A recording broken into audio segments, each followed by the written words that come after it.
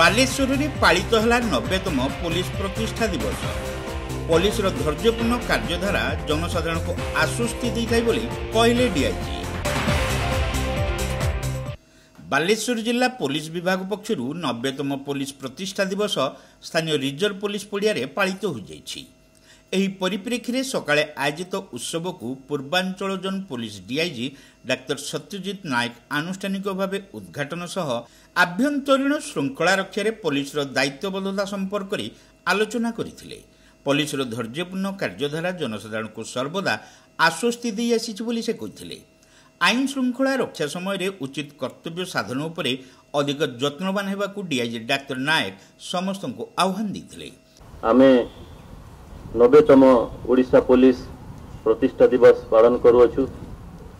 आजिर दिन अर्थात 1 एप्रिल 1936 मसीहारे बिहार प्रदेश रु ओडिशा राज्य अलगा होई ओडिशा तार एक स्वतंत्र पुलिस बाहिनी गठन करिथिला। आजी एही शुभ दिन अवसर रे आपण माने पुलिस विभाग रे थिबा परंपरा और श्रृंखला को बजाई रखिबे बोली मोर दृढ़ आशा और विश्वास अटे। एही अवसर रे राज्यपाल और मुख्यमंत्री प्रेरित वार्ता डीआईजी डाक्टर नायक पाठ करथिले। एथिसहित रिजर्व पुलिस पक्षर आयोजित सामूहिक परेड रो अभिवादन से ग्रहण करथिले।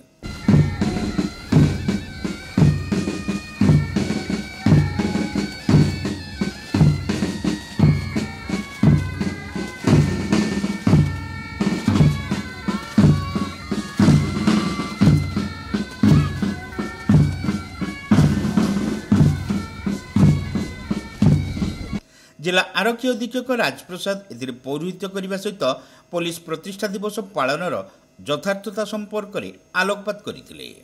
एही अवसर में कार्यक्षेत्र में उल्लेखनीय अवदान पई बालेश्वर साइबर थाना आरक्षी उपनिरीक्षक मानस रंजन विश्वाल, टाउन थाना सहकारी आरक्षी उपनिरीक्षक विजयलक्ष्मी साहू, हाविलदार जोगेन्द्र हेम्ब्रम, कनेस्टेबल शरद कुमार मल्लिक, मनोरंजन जेना और प्रदीप कुमार भोई प्रमुखों को सम्मानित करा जायथिला।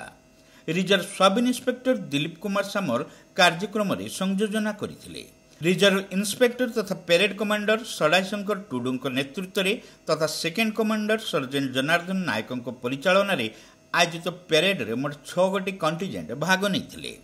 एडिशनल एसपी देवज्योति दास, निरंजन बेहेरा और अश्विनी कुमार नायक, डीएसपी निवेदिता सोरेन और ब्रजमोहन प्रधान, सदर एसडीपीओ शुभ्रांशु शेखर नायक प्रमुखों समेत विभिन्न थानार अधिकारी और पुलिस कर्मचारी माने एही उत्सव में उपस्थित रही कार्यक्रम परिचालन में सक्रिय सहयोग करथिले।